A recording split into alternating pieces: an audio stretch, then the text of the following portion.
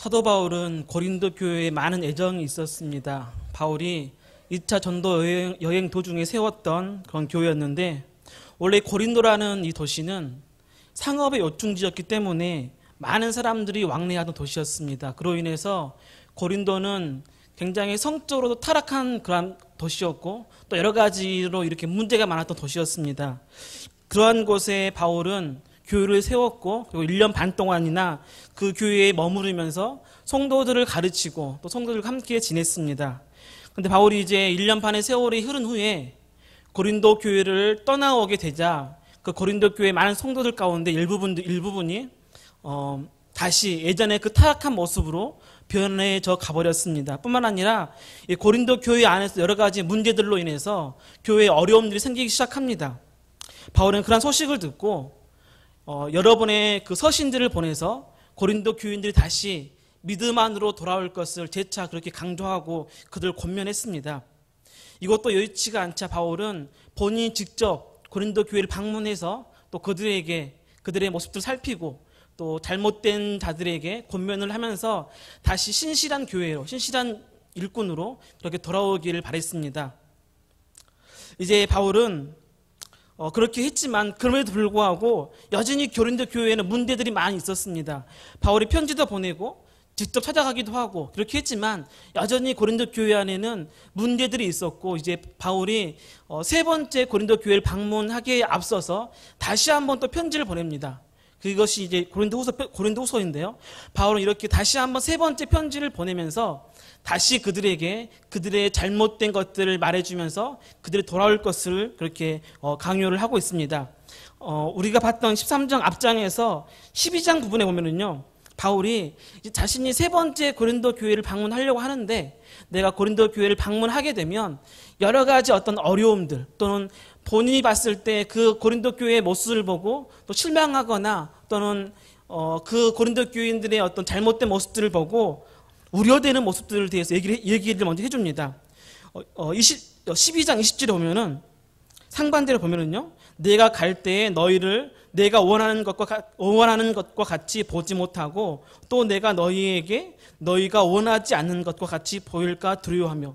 바울은 첫째로 서로가 서로를 보고 실망할까 두려워합니다. 바울이 세 번째 방문하게 되면 바울이 고린도 교인들에게 원하는 모습이 있습니다. 이제 자신이 세 번째 방문하면 고린도 교인들이 믿음 안으로 돌아오고 또 타락했던 교회가 또는 성도들이 다시 신실한 성도로 돌아오는 그런 모습을 바라고 갔는데, 그렇지 않는 모습을 보게 되면 본인이 얼마나 실망하겠느냐는 거죠. 뿐만 아니라 반대로 바울이 올 때 고린도 교인들은 바울에게 원하는 모습이 있었을 겁니다. 그게 어떤 모습이었냐면, 바울은 자신들을 격려해주고 또 칭찬해주기를 원할 텐데, 자신이 가서 그렇게 잘못되어 있는 교회를 책망하고 또 그들에게 또 정말 심판을 하게 되면 고린도 교인들이 바울의 모습을 보고 혹 실망하지 않겠느냐는 거죠. 서로가 서로를 보고 실망하지 않겠느냐라는 그런 어떤 두려움과 그런 염려가 바울에게 있었습니다. 두 번째는 어떤 게 있었냐면, 바울이 우려하는 것은 고린도 교회 안에 해결되지 않는 여러 가지 문제들을 볼까 두렵다고 합니다. 12장 20절에 보면은, 하반절에 보면은 다툼과 시기와 분냄과 당짓는 것과 비방과 수군거림과 거만과 혼란이 있을까 두려워하고. 바울은 자신이 고린도 교회에 갔을 때 아직까지 해결되지 못한 교회 안에 여러 가지 어떤 분란들 때문에 실망하지 않을까, 그것을 또 바울은 두려워하고 있습니다. 그리고 바울 세 번째로 우려하고 있는 것은 자신이 굴욕을 당하지 않을까 또 염려합니다. 21절 상반절에 보면은, 또 내가 다시 갈 때에 내 하나님이 나를 너희 앞에서 낮추실까 두려워하고. 바울은 앞서 9장 14절에서 자신이 마게도냐 교인들과 함께 구제 문제로 인해서 마게도냐 교인의 몇몇 사람들과 함께 고린도 교회를 방문할 것을 얘기합니다. 그런데 아마 바울은 마게도냐 교인들한테 고린도 교인들을 많이 칭찬해 줬을 겁니다. 고린도 교인의 구제하는 모습이라든지 그들의 믿음들을 칭찬을 해줬을 텐데, 본인이 마게도냐 교인들과 함께 고린도 교회에 왔는데 그렇지 못한 모습들을 보면 얼마나 자신이 부끄럽겠냐는 거죠. 그러한 것이 바울은 두려웠습니다. 네 번째는 뭐였냐면, 성적으로 타락한 성도의 모습을 볼까 두렵다고 합니다. 21절 하반절에 내가 전에 죄를 지은 여러 사람이 그 행한 바 더러움과 음란함과 호색함을 회개하지 않냠 때문에 슬퍼할까 두려워하노라. 바울은 성적인 타락에서 아직도 회개하지 못한 교인들을 보고 자신이 근심하고 실망할까 또 그것이 두려웠습니다. 바울이 이처럼 편지에 자신이 세 번째 방문하기 전에 편지에 이처럼 자신이 세 번째 방문했을 때 그 두려움들, 염려거리들을 이렇게 미리 편지에 적어 보내준 이유가 무엇일까요? 그것은 본인이 이제 그곳에 가기 전에, 고린도 교회에 가기 전에 고치라는 거죠. 이런 문제들이 내가 염려가 되는데 이런 문제들을 너희들은 내가 가기 전에, 갈 때까지 그 모든 것을 고치라는 겁니다. 그래서 내가 갔을 때 서로 좋은 마음으로, 좋은 모습으로 서로를 보고 함께 기쁨을 누리자라는 그런 바울의 권면이었죠. 그리고 이어서 오늘의 본문이 이어집니다. 이렇게까지 얘기했는데 여전히 이러한 문제들이 고쳐지지 않고 지속될 때 어떻게 할 것인가? 내가 갔는데 여전히 그런 문제들을 가지고 있다고 한다면 내가 어떻게 할 것인가에 대해서 바울은 말씀합니다. 이것이 오늘 본문의 말씀입니다. 1절 말씀해 보니까 내가 이제 세 번째 너희에게 가리니 두세 증인의 입으로 말마다 확정하리라. 바울은 자신이 세 번째 고린도 교회를 방문할 것을 미리 알려줍니다. 그리고 바울은 먼저 편지를 보내서 자신이 갈 것을 알려주는데 여기서 너희에게 가린이라고 되어 있는데요. 여기서 가린이라는 것은 헬라어로 에르코마이입니다.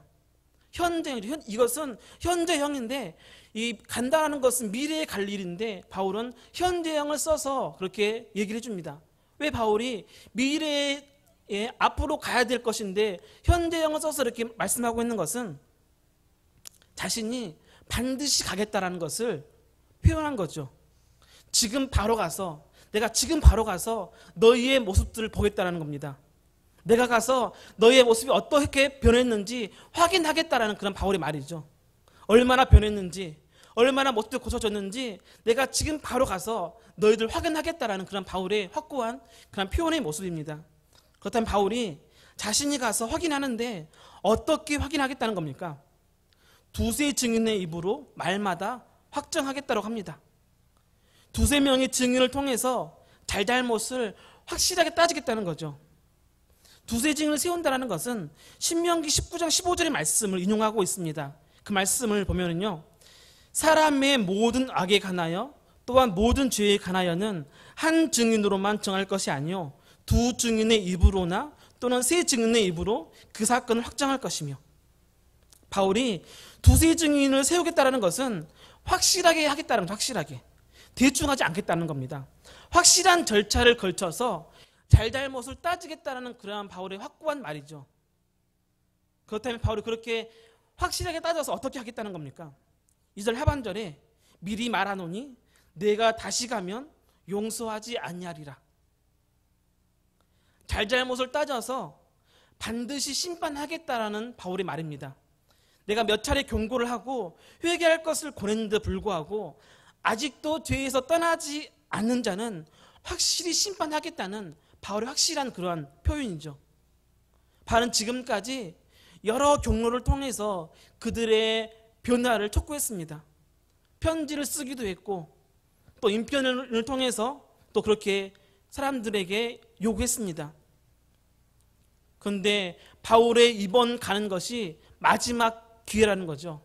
내가 이번에도 가서도 너희들이 변화되지 않으면 그때는 확실하게 심판하겠다라는 그런 바울의 말입니다. 어쩌면 이 모습이 과거 구약 시대에 하나님이 이스라엘 백성들에게 하신 말씀과 비슷하죠. 여러 명의 선지자들을 보내면서 타락한 이스라엘 백성들에게 돌아올 것을 하나님은 촉구했습니다. 몇몇의 선지자들을 보내서 너희들이 돌아오지 않으면 하나님의 심판이, 엄한 심판이 임할 것을 몇 번이고 그렇게 경고했음에도 불구하고 이스라엘은 결국엔 돌아오지 못하고 하나님의 심판을 받게 되죠. 바울도 그렇습니다. 바울이 그러한 심정으로 지금 말하고 있는 거죠. 내가 지금까지 너희들에게 여러 차례 변화될 것을 말하고 있는데 내가 갔을 때 그때까지도 변화되지 않으면 그때는 내가 용서하지 않겠다는 겁니다.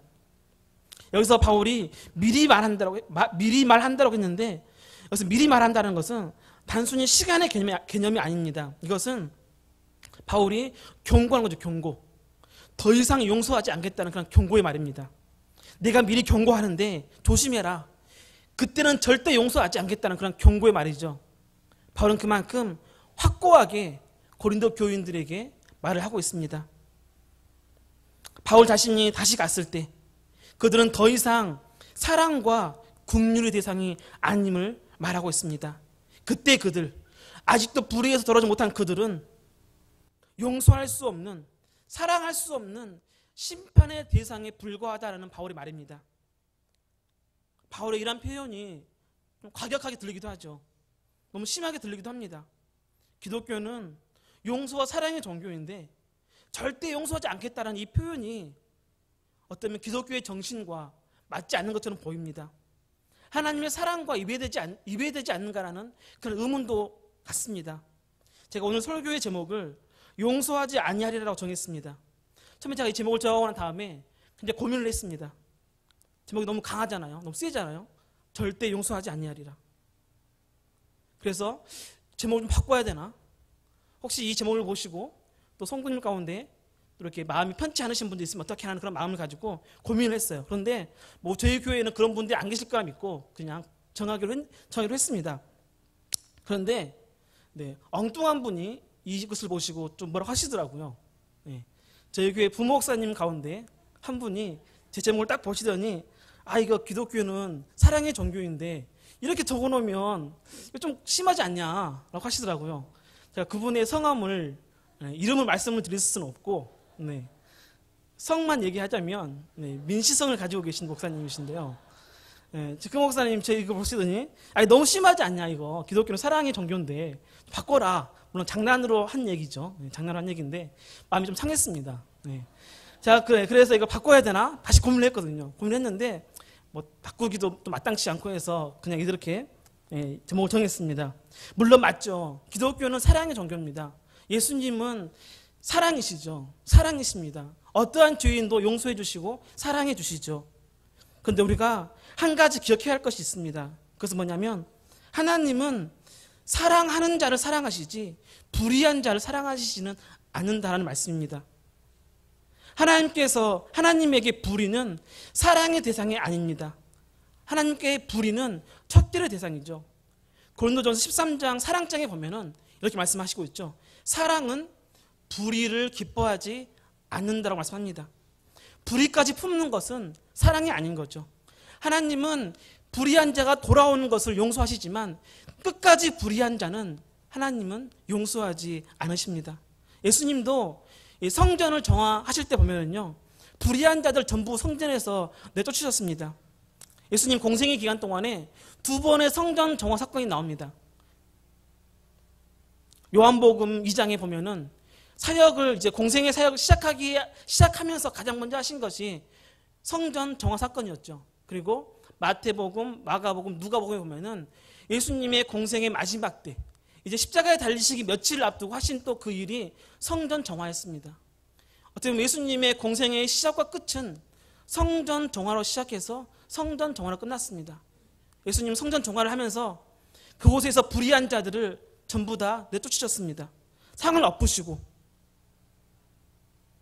화를 내시면서 다 내쫓았죠. 예수님의 성품과는 어울리지 않는 모습입니다. 근데 예수님이 이토록 화를 내시고 용서하지 않고 그들 내쫓으신 이유가 뭘까요? 예수님도 사랑하는 자를 사랑하시지 불의한 자를 사랑하시진 않기 때문입니다. 사랑하는 자를 사랑하고 보호하기 위해서 불의한 자를 척결하신 거죠. 사랑하는 자를 불의해서 지키기 위해서 불의한 자를 내쫓으셨습니다. 우리가 불의한 자가 되지 말아야 될 이유가 뭘까요? 내가 불의한 길을 가는 것은 하나님의 사랑을 스스로 버리는 것과 같습니다. 불의는 하나님의 사랑의 대상에서 나 스스로를 포기하는 것과 같은 거죠. 주님의 척결의 대상으로 나를 내쫓는 겁니다. 그것 때문에 우리들은 한시라도 빨리 불의에서 떠나야 합니다. 불의한 자는 결코 하나님의 사랑을 받을 수가 없습니다. 혹시 내 모습 가운데 하나님이 싫어하는 불의한 모습 있지 않습니까? 말씀에 벗어나고 죄악 가운데 살고 있는 그런 모습은 없습니까? 그렇다면 그 길에서 벗어나십시오. 그것이 하나님의 사랑을 받는 길입니다. 우리가 지금 새벽마다 매일 성경을 가지고 하고 있는데 지금 본문이 여호수아 본문이죠. 이제 요단강을 앞에 두고 하나님이 이스라엘에게 요구하신 것이 무엇이었습니까? 너희의 몸을 성결케 하라라고 하셨습니다. 불의하고 더럽고 악한 것을 버리고 성결할 것을 하나님 요구하셨습니다.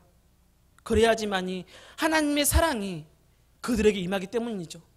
성결해야지만이 하나님이 그들과 함께 하실 수 있기 때문에 하나님은 성결을 요구하셨습니다. 하나님의 사랑을 원하십니까? 여러분의 인생 가운데, 우리의 인생 가운데, 여러분의 가정 가운데 하나님의 임재하심과 하나님의 사랑을 원하십니까? 그렇다면 먼저 우리는 불의에서 벗어나야 합니다. 바울은 자신이 다시 올 때 불의한 자들을 절대 용서하지 않겠다고 했습니다. 그런데 바울의 이 모습은 예수님의 그림자를 보여줍니다.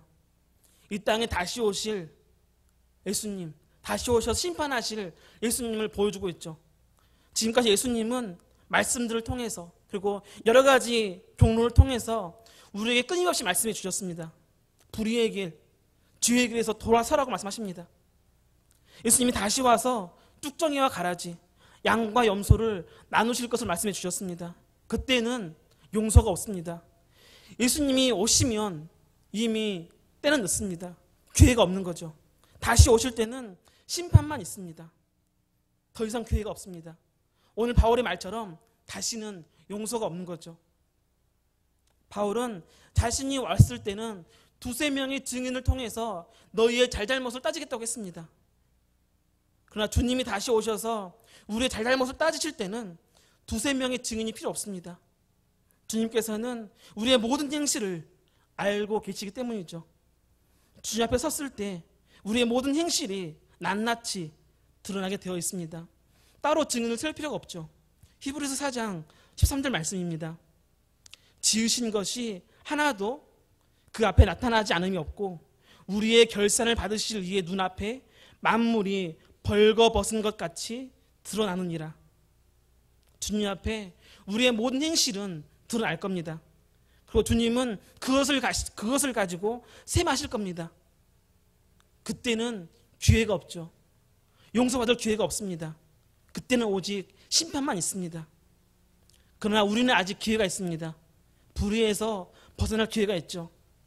용서받을 기회가 있습니다. 주님의 사랑을 받을 기회가 있습니다. 우리는 지금 불의에서 벗어나야 합니다. 죄에서 벗어나야 합니다. 믿음은 어떠한 경우에도 불의와 함께할 수 없습니다. 불의는 하나님의 사랑의 대상에서 나 스스로를 포기하는 겁니다. 불의에서 벗어나기를 소망합니다. 하나님의 사랑에서 스스로를 포기하게 하는 불의에서 벗어나기를 바랍니다. 지금도 주님은 우리에게 기회를 주셨습니다. 불의에서 벗어날 기회를 주셨습니다. 내일 일을 기약할 수가 없기에 우리는 지금 결단해야 합니다.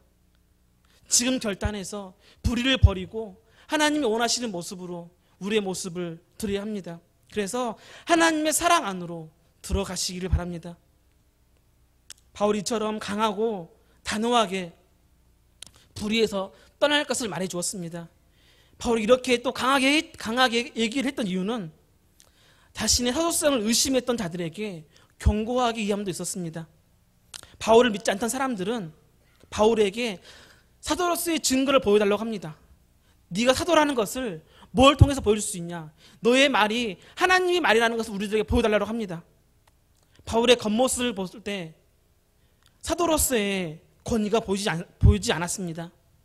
말을 그렇게 잘하지도 못했고 외모도 그렇게 벌품 있지 않았습니다.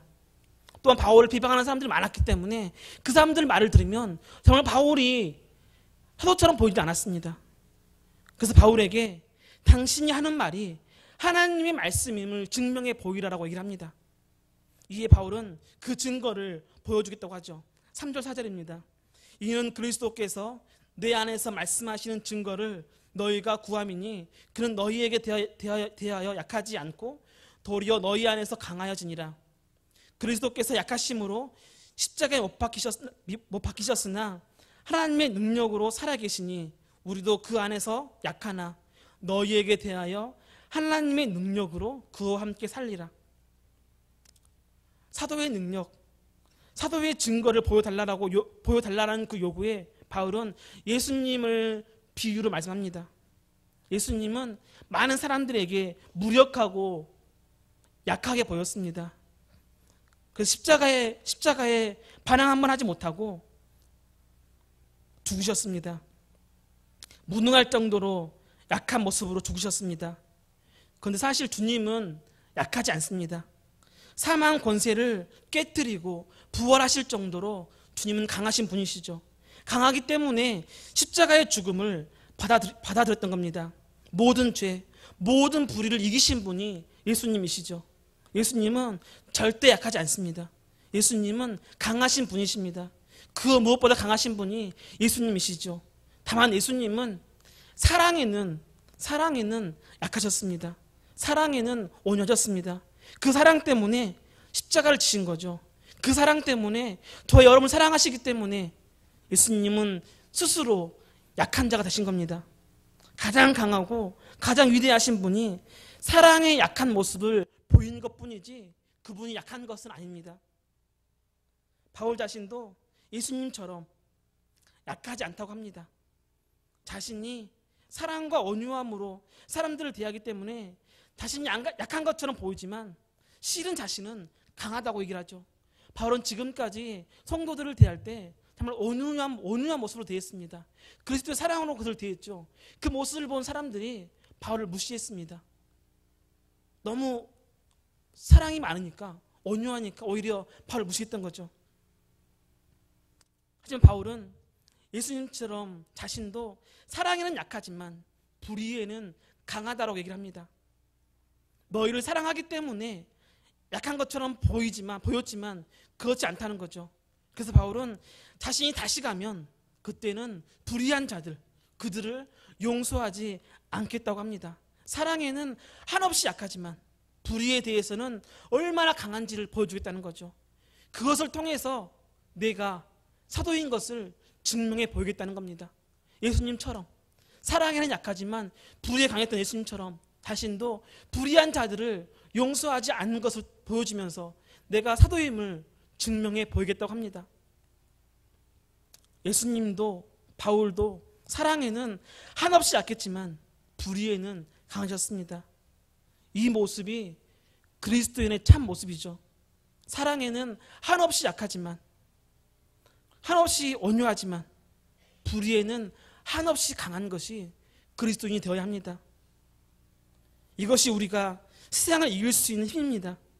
세상에서 그리스도인의 권위를 보여줄 수 있는 방법이죠. 우리가 이 모습으로 살아가기를 소망합니다. 불의와 싸우되 끝까지 싸우고 사랑에는 한없이 약한 그러한 자가 되기를 소망합니다. 이것이 마지막 때를 살아가는 그리스도인의 모습입니다. 악한 이 세대를 이기는 우리의 힘입니다. 세상을 향해서 우리가 보여줄 수 있는 게 무엇이겠습니까? 그것은 불의는 강하게 물리치고 사랑에는 한없이 약한 모습을 보여주는 겁니다. 바울이 그 모습을 통해서 사도의 권위를 보여주겠다고 했던 것처럼 우리가 그리스도의 권위를 이 땅에 보여주는 것은 바로 그것이죠. 사랑에는 한없이 약한 모습으로 사람들을 사랑해주고 불의한 것에는 한없이 강한 모습으로 불의와 맞서 싸우는 겁니다. 주님 앞에 서서 결산받는 그 날까지 믿음으로 승리하기를 소망합니다. 우리의 앞에 있는 또 내가 가지고 있는 모든 불의를 다 물리치시고 하나님이 원하시는 모습으로 주님이 다시 오실 때 기쁨으로 맞이할 수 있는 우리 모든 성도님들 되시기를 주님 이름으로 소망합니다. 기도하겠습니다.